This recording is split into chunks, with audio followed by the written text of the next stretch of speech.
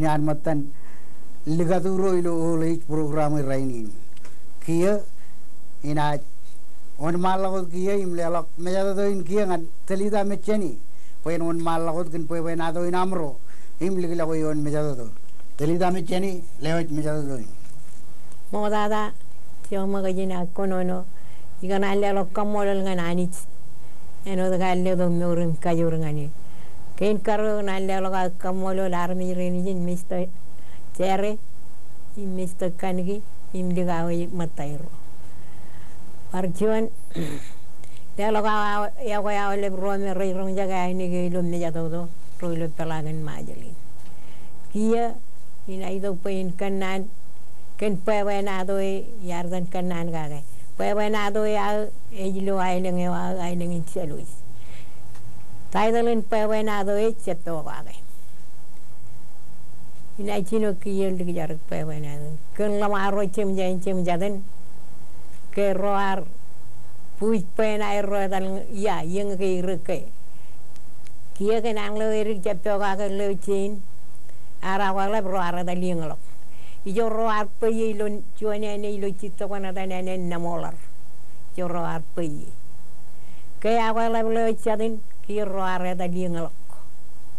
roar dal lo chuane ne dane ne ndejrong ene chirik kia ya ka do chuan pau kirir pau ai jangin pijuak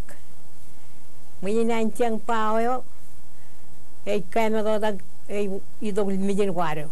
jonan kam jag leung ni do dilenga do dilala akia jangan lar green ko ja tu ke je maya amane be turilang nga turilang rek kon lo jiwon ko lo ruo ko lo kiriri yang ini pijuak ke bele charo kang cibuki ya kang pugi army rodo golongan aron man lot jaman alang army pugi ya waral mijin waro kejangan lo mijin waro we mijan kang rodo golongan kecabril ya waralam pa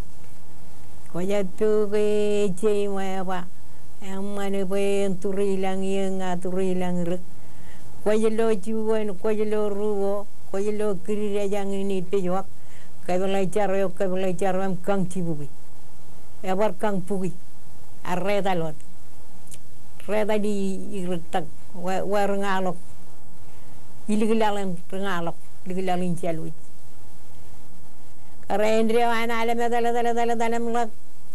siwane ne edane ne nimi eto ami rong jaga edane ne nimi kia ceto armi le lamaro ka ceto armi remur relaga relik bijin kwarom jan kang celle biyo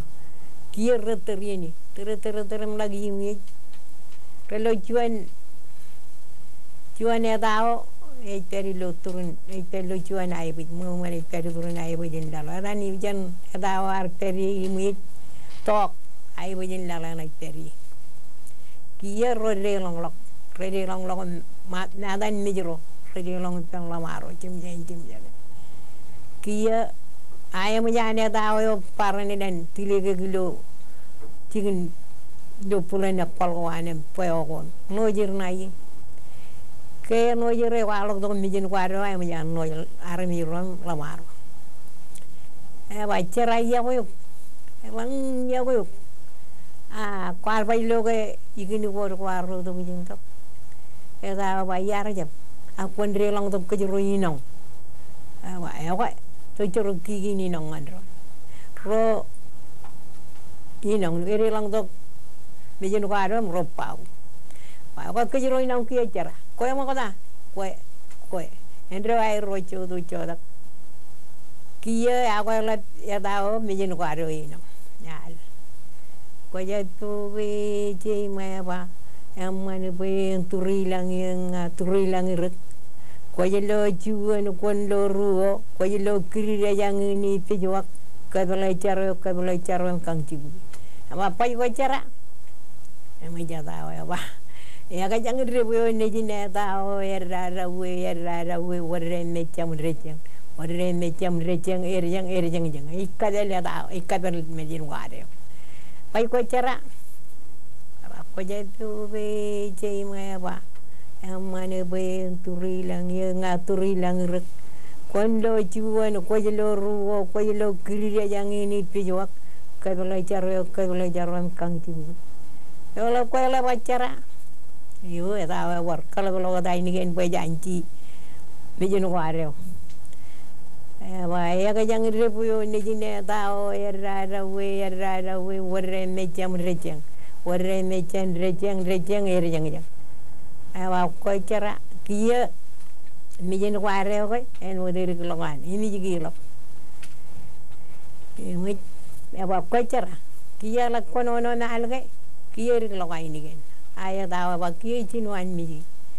Emit tiri wadan menewal. Laga ada ba ko ya tu be cai mai ba amane ke turi lang yenga turi lang re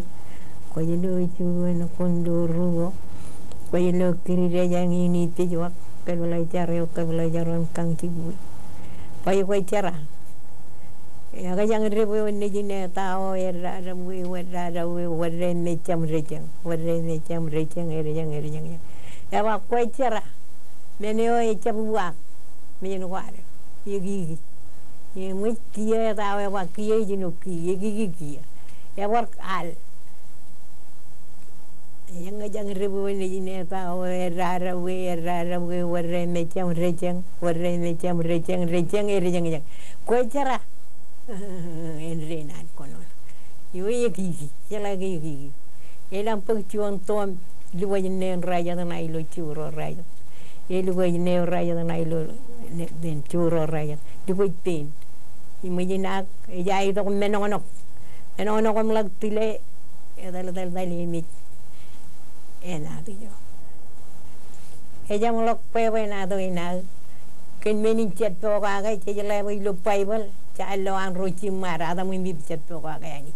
kerwar chat to ka yani ani jar kari wi lo royen chigino yam mani nai buju e ko endren ke ye cheto ba ron ke en ay wor cerada ay walo mini no dia ko mo dem ji talangan majalin alaptada ngan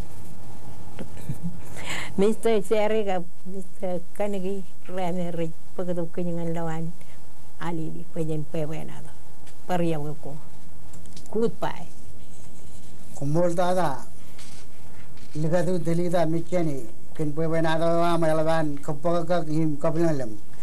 Ekilo parmeno kami uji marungun par ya lu jam runong jaga leo jod nanin kamolo lempa kono ko percio jim cepla to impala percio pewe na to reman telogir eno de ukir yon me jado doi komolo